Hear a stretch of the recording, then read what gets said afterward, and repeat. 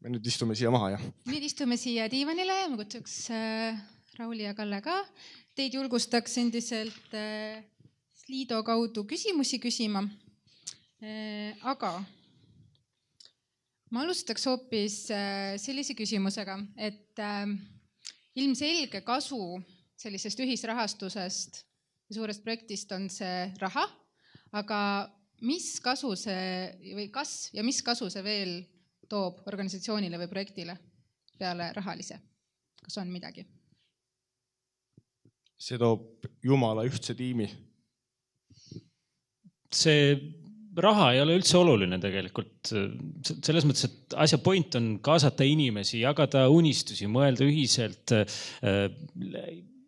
jagatud kogemused ja võib-olla koos tegutsemine, saavutamine on see, et raha nagu mingis mõttes tuleb kaasa nagu kõige selle muu positiivsega, mis on isegi kesksem. Meie jaoks ikka raha oli ka oluline, aga muidugi me teadsime, et me selle kampaania raames kasvatame kogukonda, kasvatame oma kliendibaasi ja selle sama draamafestivali ajal, kui me kampaaniat alustasime, siis oli just läbi viidud selline nagu uuring, et kui tuntud siis Eesti teatrid on Eesti rahvale ja Tartu Uue Teatri protsent oli midagi 28. See oli enam-vähem nii, kõikide väikeste teatrite puhul on, et kuskil 25, 28, ainult Vabal Laval oli see natuke suurem, 32, 35. Ja loomulikult meie selline nagu vaikiv eesmärk oli ka natuke oma tuntust Eestis suurendada, et meist rohkem teataks, Tartu Uuest Teatrist rohkem teataks ja võib-olla ka meie publiku arv tulevikus suureneks. Ja kui mõelda, mis juhtus Kremli ööbikutega, et meie selline aastane publiku arv siin kodusaalis on 12 000 ja Kremli ööbikutel käis 24 000 vaatajat, siis tegelikult me eelmise aastal saavutasime kolme aasta publiku rekordi, et selles mõttes võiks vabalt 3 aastat nüüd puhata. Võin välja tuua, et selles samas uuringus, mille ma enne mainisin, toodi välja ka sellised asjad, et ühisrahastuses nähakse ka võimalust publiku kasvatamiseks, kogukonna loomiseks, ka organisatsiooni sisemise arengu toetamiseks ja organisatsiooni sisese kommunikatsiooni ja turunduse arendamiseks ja ka turu-uuringuteks, millega vist olete ka nõus. Aga millal siis ikkagi eelistada iseseisvalt kampaaniat teha, selle asemel, et hooandjasse minna? Kas see hakkab mingist nagu rahasummast või mis need faktorid veel on? Kust maalt on see mõistlik, sest see on ilmselgelt ka kallim, kulukam on ju? Ilmselt mingi rahaline piirmäär hakkab rolli mängima, siis ka see, et ma tean, et hooandja küll ka on nihutamas oma ajaraami pikemaks, et tegelikult on ka hooajas võimalik ilmselt juba ka praegu või vähemalt varsti teha ka selliseid pooleaastaseid ja aastaseid kampaaniaid. Et meie oma kampaania puhul kindlasti teadsime, et me ei kogu seda kokku 2-3 kuuga, et meil on vaja pikemat perioodi. Meil oli enam-vähem indikatsiooniks nagu aasta, mil see kampaania võiks nagu aktiivne olla. Ja samuti, nagu ma korras ka mainin, et meil oli hästi oluline oma kliendibaasi loomine ja siis, et just nagu Uue Teatri nagu selline tuntuse kasvatamine. Et me nagu leidsime, et nagu läbi oma selle keskkonna me saame võib-olla seda eesmärki kergemini saavutada kui läbi hooandja keskkonna. Pluss meil muidugi oli vaja ka nagu sellist eridisain lahendust, mida hooandjal praegu pakkuda pole, et kui tõesti saalis on vaja välja valida koht ja see kaudu teha nagu see kampaania toetus, siis hooandjas selliseid võimalusi hetkel ei ole. Aga jah. Tartus on näiteks olemas suurepärane kaasav eelarve, mis on Eestis ja võib-olla terves Euroopas hästi disainitud, eriline, pakub rahastusvõimalusi ja meilt ka küsiti, et miks mitte näiteks siis kaasavat eelarvet kasutada ja me mõtlesime selle läbi ja vastus oli lihtne, et me ei tahtnud konkureerida teiste heade ideedega. Ruumi headele ideedele on päris palju, aga kaasav eelarve näiteks nii-öelda sunnib valima, eks ole. Ja samas hooandja tehniline siis keskkond ei võimaldanud näiteks ruutmeetri ideed realiseerida, mis tõttu oligi võimalus siis ainult leida keegi piisavalt hull, kes hakkaks seda kõike programmeerima.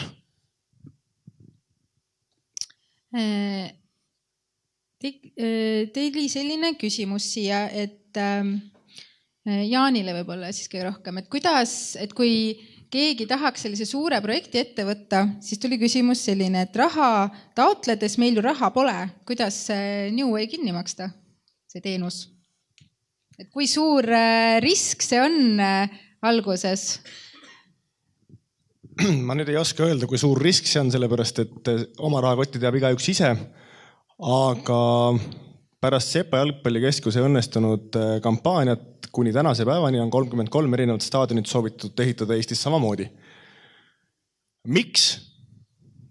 Pole õrna aimugi, sest mitte ükski nende staadioni projekti algatajatest ei teadnud, miks nad seda teevad, vaid et lihtsalt sellepärast, et Sepa jalgpallikeskus oli nii äge ja äkki saame meie ka selle raha kokku.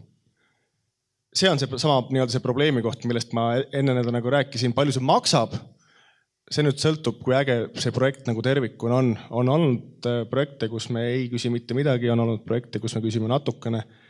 Me kindlasti ei röövi kedagi paljaks ja kaugel sellest, kui me võtame Sepa jalgpallikeskuse näite, siis kui me selle rahasse võib-olla nagu ümber arvutaks, siis ma arvan, et me panustasime sellesse 70 000 eurot.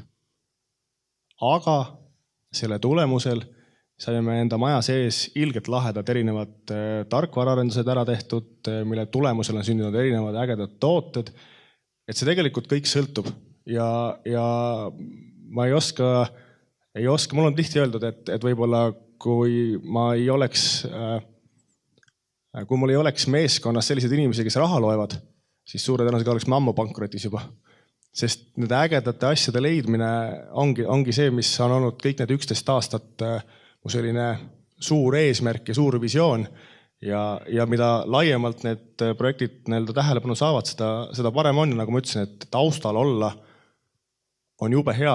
Kui ma tunnen, et ma sealt taustalt pean ära tulema, siis see enam ei ole äge ja see ei ole hea, sellepärast et mulle ei meeldi olla rambivalgusest, nagu praegu siin need prosektorid paistavad.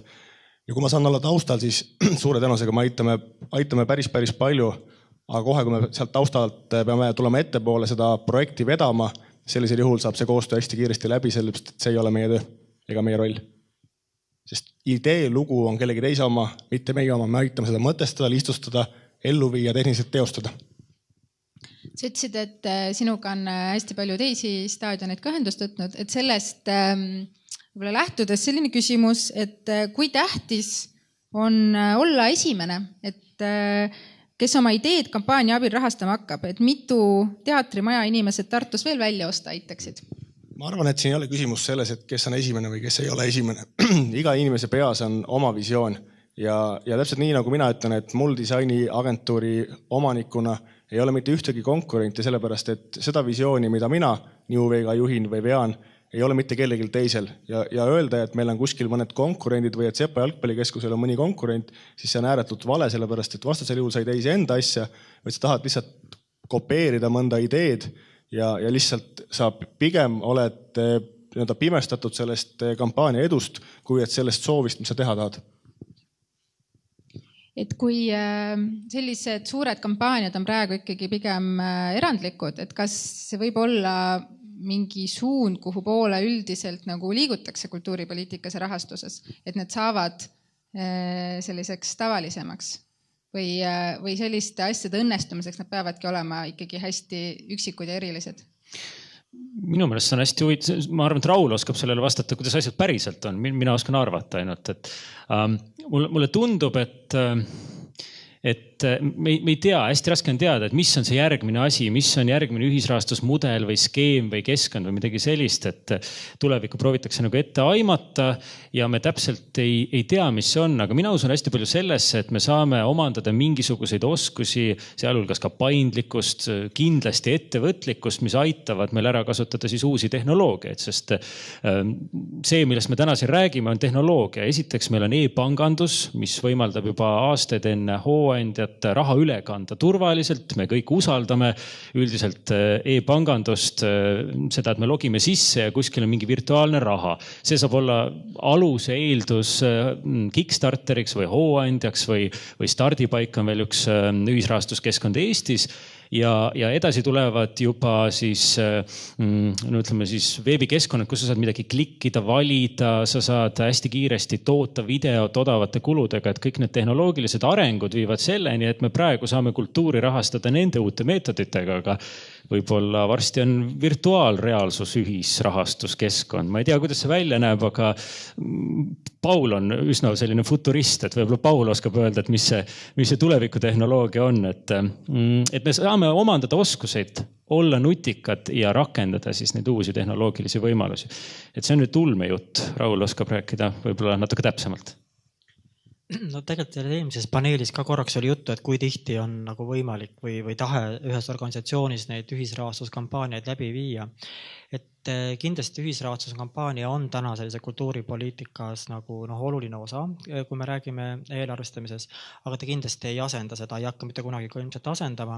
Et ka siin eelnevat vastustest tuli välja, et tegelikult ega sa aastas üle ühe projekti tõenäoliselt ei suuda ühisrahastada ja nii suuri projekte nagu praegu Tartu Uus Teater tegi ilmselt järgmise 5 aasta jooksul me ette võtta kindlasti nagu ei saa, et see ei oleks lihtsalt nagu võimalik või vähemalt praegu minu sisetunne ütleb niimoodi. Kuhu areneb tulevik, eks seda on nagu keeruline öelda. Ajaloost me ju ka tegelikult teame, et väga palju omaaegseid teatrimaju tegelikult ehitati üles ju rahvaabiga, et Vanemuine on hea näide, Estonia, Ugala, ilmselt võib-olla veel mõni teater. Et selles mõttes ma julgen nagu soovitada küll, et keegi teine võiks veel täna koguda raha oma maja ehitamiseks või ostuks, et see kindlasti ei ole nüüd see, et keegi tegi ära selle kampaania, see on nüüd tehtud.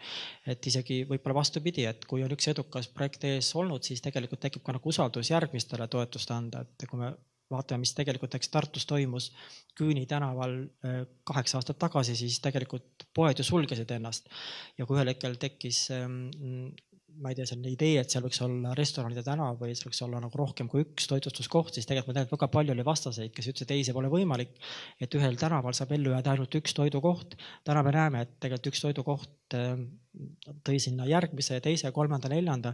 Et nii ma arvan ka siin tegelikult üks edukas projekt tegelikult toob nagu turule uusi tegijaid ja võib-olla ka kasvatab nagu usaldust toetajates, et nad näevad, et neil andis see väga hea kogemuse ühes projektis osalemine ja nad on hea meelega võib-olla toetamas ka järgmist projekti. Et selles mõttes ma arvan küll, et see pigem on täna kasvav trend, aga kindlasti see ei asenda kultuuripoliitikat ja pigem saab veel tugevalt kultuuripoliitika osaks.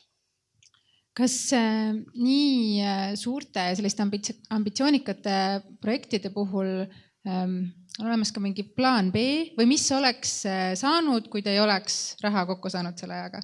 Et ma arvan, et päris paljudel on ikkagi, et inimesi hoiab päris palju tagasi ka siuke läbikukkumise hirm, et kuidas, ma ei tea, sellest üle saada? Ma arvan, et inimesed kardavad kõige rohkem teadmatust, et kui sa täpselt ei tea, mis juhtuma hakkab.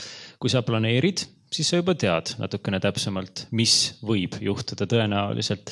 Meie projekti puhul oli hästi oluline see, et me tõesti arvutasime päris mitu kuud läbi. Me tegime matemaatikat sihtgruppidega, me arvutasime reaalselt, kui palju inimesi on sihtgrupis, kui palju suudab üks või teine inimene veel oma sõpru kaasata ja kui me tegime selle matemaatika ära, siis me hakkasime sellesse uskuma, et see usk tegelikult rajanes paljuski tabelitel ja sellele, et sa oled läbi mõelnud oma sihtgruppide tegevuskava ja teisalt nagu see oli hästi äge ja kui me hakkasime rääkima ideest, tulid järgmised inimesed, kes ütlesid, et see on ka äge ja Jaan või siis näiteks mõned Tammeka lapsevanemad, kes ütlesid, et mina küll annetan ja ma leian need 10 inimest, kes annetavad veel.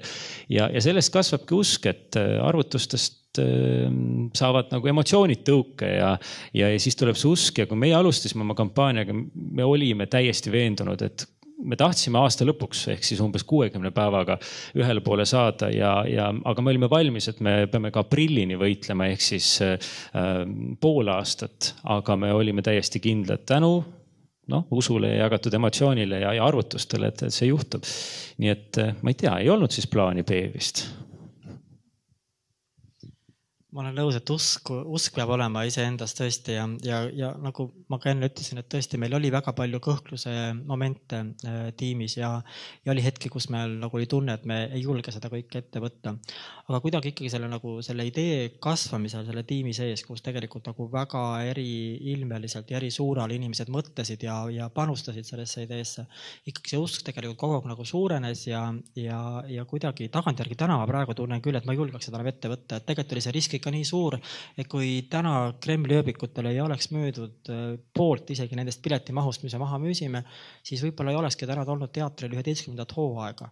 Et tegelikult tõesti see risk oli meeletu. aga läks nagu teisiti ja tol hetkel, kui sa koos tiimiga kasvad selle ideega või see idee tiimis kasvab ja sina koos sellega, siis tekib see usk ja sa julged sellele vastu minna. Ja muidugi meil oli plaan B olemas, et selle 50% näol, kui me oleksime kogunud väiksema summa, siis me oleksime saanud võtta laenu, mida me teha ei tahtnud loomulikult, aga me olime selleks nagu valmis. Et meil oli plaan B olemas, plaan C, et meil olemas ei olnud, et kui me oleks kogunud veel väiksema summa, siis ilmselt me oleksime mõelnud nagu mingi järgmise kampaania välja, kuidas siis nagu koguda siis see mitte kogutud kokku tuleb summa. Aga usk on tõesti võimas jõud ja usk viib edasi ja meil oli väga palju märke, mis meie usku nagu toitsid, et tõesti see Joala tellise näide kasvõi, ja tagantjärgi mõelda, et ühe Joala tellise peale me nagu läksime ja kuulutasime välja Kremli ööbikud, et uskumatu. Mida te nendest projektidest kõige rohkem õppinud olete? Mis teid kõige rohkem üllatas?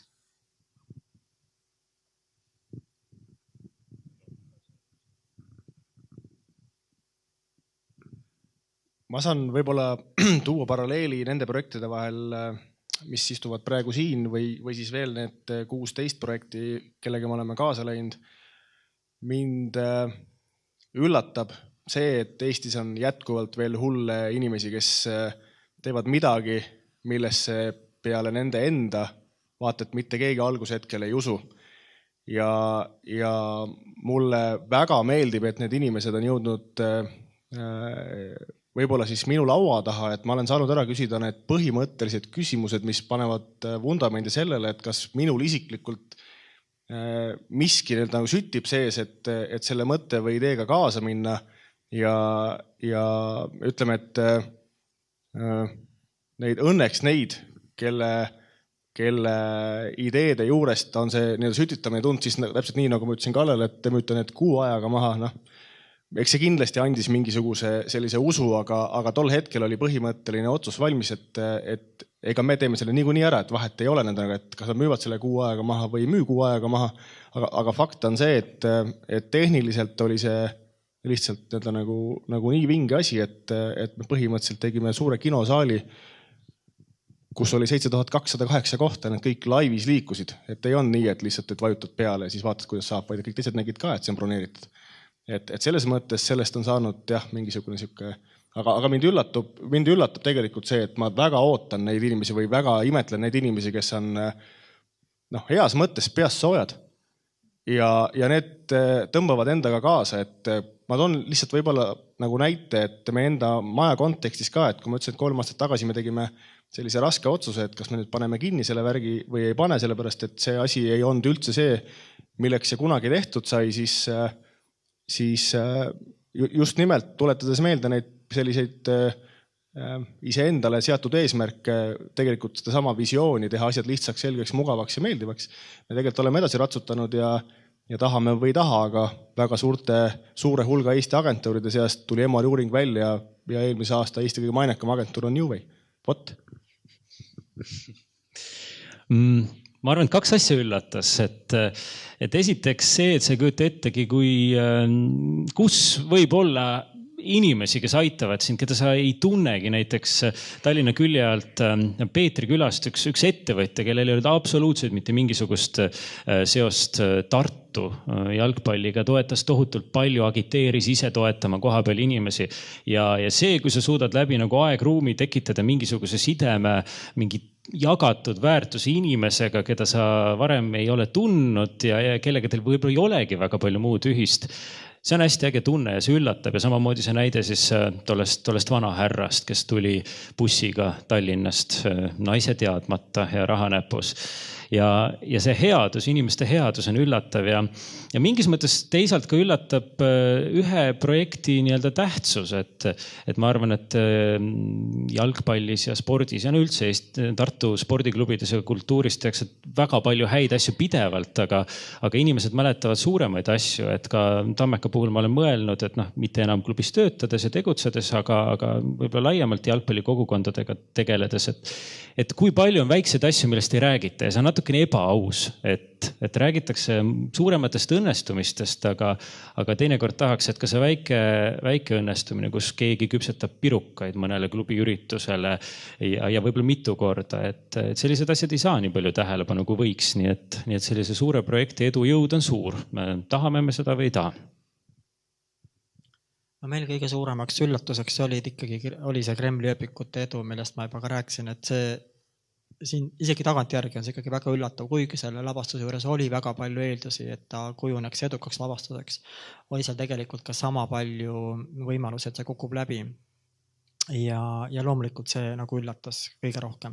Aga võib-olla mis õppetunni me saime, et mina isiklikult näiteks küll vist sellise, et räägi oma ideest hästi palju, räägi organisatsiooni sees, tutvusta seda väljaspool, et viska see idee nagu õhku ja vaata, kas sinna nagu tuleb midagi juurde või ta kukub tühjalt tagasi.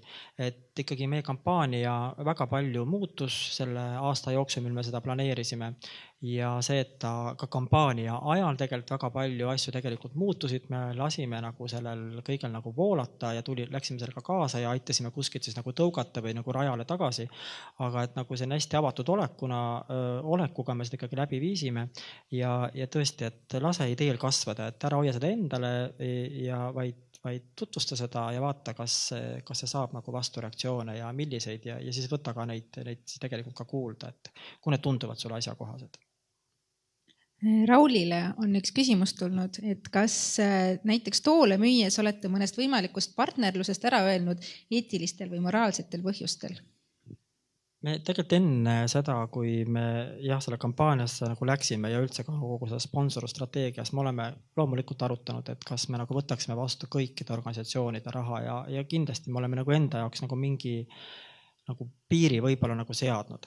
Aga meil selliseid partnereid pole olnud, kelle pakkumisi me oleme pidanud täna tagasi lükkama, et võib-olla kõige selline, see ei ole mingi piiripealne partner, et Martell ostis 2 tooli meil siia saali, ta on olnud meil ka toetaja Kremli ööbikute puhul, et me ei näinud siin nagu väga suurt sellist vastuolu, et me küll ei ole seda nagu ekstra väga turundanud ja alkoholi propageerinud, aga et me sellise koostööpartneri vastu võtsime. Kui oleks tulnud võib-olla partnerlus kasiinost, siis me oleksime võib-olla rohkem nagu mõelnud, kas me oleks selle nagu vastu võtnud.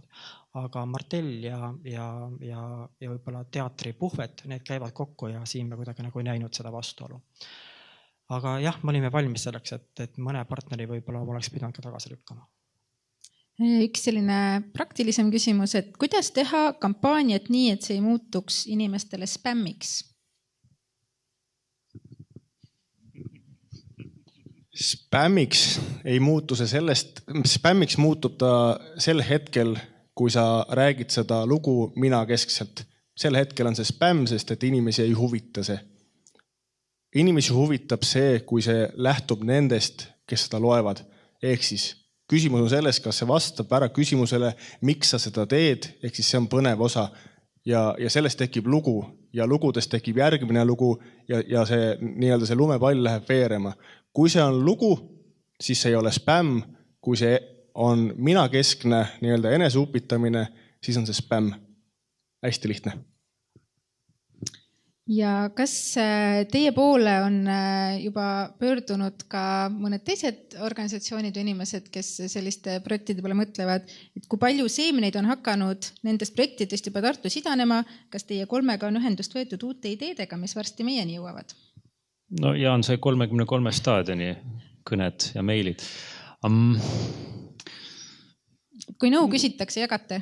Loomulikult. Ja see kuulubki asja juurde, et ma arvan, et hästi oluline hea kampaania juures on see tänulikkus, et inimesed on andnud oma raha, oma aega, pannud ka oma nime võib-olla seda soovitusturundust tehes kaalule ja sa pead olema hästi austav nende suhtes ja sa pead ka toetama nende ettevõtmisi, kui kas või selle sama nõuandega, et just üks päev üks spordiklubi küsis, nemad tahavad rajada tribüüni katust ja nad küsisid, kuidas seda teha ja ma võtsin aega, ma kirjutasin neile koos piltidega, see oli vist 10 lehekülge selline praktiline juhend, et kus meie nagu lõikasime näppu või mida me kaalusime ja mõtlesime. Võib-olla see on juba spämm, et ma 10 lehekülgest dokumenti tegin, aga ma hästi loodan, et nad leiavad sealt neid mõtteid, et seda aega tuleb võtta ja see on ka nagu selles mõttes nii-öelda kampaania kulu, kui panna ta kuskile tabelisse, et sa pead ka pärast nii-öelda olema sõber nendega, kes on nagu otsustanud sind usaldada.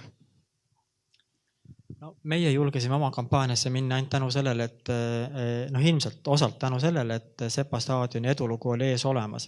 Ja see on väga tihe koostöö ikkagi Kallega ja ta tõesti suur tänu sulle, Kalle, et sa nii tihti meiega kohtusid ja sa sisendit andsid, et sealt meil tekkis nagu usk, et see võib olla võimalik ja sealt meil tekkis ka nagu teadmine, et me võime nagu püüda suuremat eesmärki. Et ikkagi see kogemuse jagamine on äärmiselt oluline ja kuna meie nagu kampaania suuresti sai tänu selle Sepa staadioni kogemusele, siis loomulikult me oleme nagu valmis oma kogemusi jagama ja meie poole on juba pöördutud, me ei tea, kas neist tekivad järgmised kampaaniad ja kõik, kes tulevad kindlasti neile me kogemusi anname ja kõikidele ka väga personaalsetele ja sisemistele küsimustele oleme valmis nagu vastama, mida võib-olla täna siin ei käsitletudki. Et julgustan ühendust võtta kindlasti. Et nüüd minust ei jääks sellist väga paha muljet, siis need 33 staadionit on saanud nõu, aga mitte meie tehnilist tuge kahjuks, sellepärast et need on olnud kõik hästi ja veel kord hästi Sepa ja Jalgpallikeskuse kampaania copy-paste, mida on soovitud ja need lood tegelikult ei ole olnud mitte nende enda lood, vaid need lood on olnud Sepa Jalgpallikeskuse loo baasil tekkinud hästi väiksed modifikatsioonid. Aga nad enamus neist, kes ei ole olnud väga peale tükkiv, on saanud tegelikult selle soovituse, et mis nad peaks selle staadioni või selle spordirajatise suunas nagu mõtlema ja panema sellesse nii-öelda kogukonna projekti ja tekitama sellest nagu nende enda päris loo. Et nad mitte ei tee Sepa Jalgpallikeskust number 2, vaid nad teevad just nimelt selle väikse koha oma pisikese staadioni, nad vajavad selleks tegelikult seda 5000 eurot. Ja üks põhjus veel võib-olla, miks me ei ole nendega läinud sellesse projekti, on see, et lihtsalt need kulud selle erilahenduse elluviimiseks on nii ebamõistlikult suured selle pisikese toetuse saamiseks, ehk siis kui küsitakse või soovitakse kokku saada 5000 eurot, aga lahendus maksab 20 000 eurot, siis meil on soodsam see 5000 eurot anda, kui et hakata kuu või 1,5 või 2 seda erilahendust arendama ja disainima. Kuna meil aeg on et oleme üle aja natuke läinud, siis tõmbamegi väiksed otsad kokku ja ma küsiks teilt sellised viimased nõuande, mis on kõige olulisem nõuanne, kui keegi plaanib siin hakata ühisrahastuskampaaniat tegema või kaalub seda, mida te soovitaksite? Ma väga, ma ei tea, kas see on nüüd soovitus, et peab olema hea tiim ja head inimesed, head sõbrad, et teinekord saab ka üksi teha ja Jaani näide oli, et inimene alustas täitsa üksi, et ma võib-olla nii julge ei ole, et ma alustaks 3-kesti seda tantsimist või 4-kesti või 5-kesti. Ja hästi palju tuleb arutada ja omavahel mõtteid põrgatada, et ma hästi usun sellisesse nagu järelemõtlemisse ja nõu küsimisse, et sealt võiks alustada ja kui mõni idee jääb pinnale sealt, siis ilmselt on mõtet sellega edasi tegutseda. Jah, ilmselt midagi sarnast ja siin on ka palju juba räägitud, et tõesti seda põhiidee nagu üles leidmist, mille jaoks seda kõike vaja on, miks seda vaja on ja sellist nagu võib-olla paindlikkus siis nagu, et seda kõike siis teha nõnda, et see ikkagi nagu realiseeruks ja olla nagu interaktsioonis selle nii oma siis sellise sisemise tiimiga kui ka nagu välisilmaga. Aga miks asi, mul tuli lihtsalt nagu praegu meelde keelele ja ma ütleks ära, see oli küll sinu esimese küsimusele nüüd vastuseks, et näiteks, et mis kasu me veel sellest saime lisaks sellele rahale ja võib-olla selle kogukondlikule toele ja uuele kliendibaasile on see, et me tegelikult leidsime üles väga suure hulga potentsiaalseid sponsoreid, kellest meil ei olnud aimugi, kes tegelikult tahaksid teatrit toetada. Kas läbi nende tooliostjate või ka läbi selle, et näiteks Kremli ööbikutel hakati ostma nagu väga suurel hulgal piletid, võeti ühendust, et me tahame tulla kogu teie kollektiiviga, oma kollektiiviga teie etendust vaatama, teie maja toetama. Et selles mõttes on nagu väga tore, kuidas nagu inimesed just valisid välja ka selle lavastuse ühelt poolt ka see tõttu, et ta oli selle maja kampaania osa, et ikkagi lavastuse ainuturundus võib-olla polekski olnud nii edukas, kui seal kõrval poleks olnud seda maja kampaaniat. Nii et tegelikult täna nagu teame, meil on päris ulatuslik list potentsiaalsetest toetajatest, sponsoritest, kellega tuleb üks läbirääkimisi pidada, et selles mõttes see on ka nagu väga suur väärtus, mida lihtsalt enne ei tulnud meelde, aga nüüd siin arutelude käigus nagu meenus. et see kindlasti on nagu väga pika sellise nagu vinna ja tagasitoomisega projekt, et see ei lõppe kindlasti ära nüüd, mitte selle maja ostuga, vaid tegelikult see kindlasti nagu annab tunda ikkagi veel mitu aastat.